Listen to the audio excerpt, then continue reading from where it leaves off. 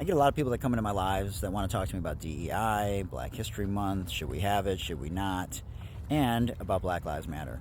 And the incredible level of stupid that comes into my live is unbelievable. Now, I want you to listen to this, so maybe you can get educated, and if there's one white person that comes in here and gets educated, I'm happy. So take a listen to this. Former critic of Black Lives Matter, me. Where did the money go? I cannot believe how many times I've had to answer this question. And how many times I continue to need to answer this question. And people come in my comments, they come in my DMs, and I send them proof, facts, receipts all day long. $90 million came in, and we reported it because we became a nonprofit. There are many organizations. I remind you, I've worked in nonprofits for 20 years, so sometimes I get, a little wonky when it comes to the nonprofit piece. But 501c3 organizations have to report the dollars that come in. You have to report it to the IRS.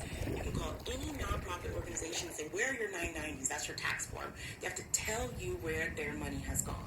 And so the $90 million that came in, $35 million of it went right back out the door immediately. $35 million. Frontline organizations, BLM chapters, and other Black-led organizations doing liberation. Everybody wants to talk about the House. When I came on board in 2022, in the midst of controversy, there had also been a shift in leadership.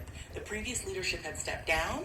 Part of it because of the controversy, part of it because of questions about houses and mansions, which I'm sure I hope we'll talk about. But part of it was because there was an understanding that with a $90 million organization, you have to build infrastructure. Listen to this part right here. You have to have staff. Because the level of stupid is unbelievable. We have to have lawyers and accountants. People say, you need to give the money away. Well, who's going to review the grant applications, right? Who's going to determine that the people that we're giving the money to are well vetted and are using it the right way?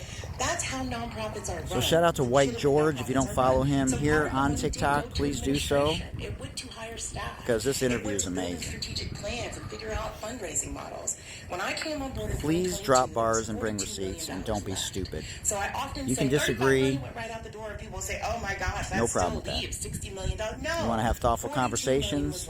And every year, for the last 2 years, we've been reporting to the IRS. You hear that? We've been demonstrating the grant making that we've been doing. You hear that?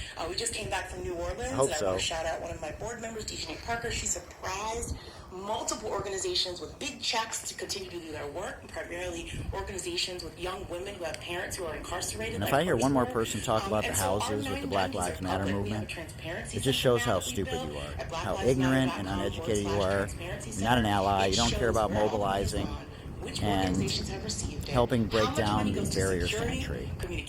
That's the goal.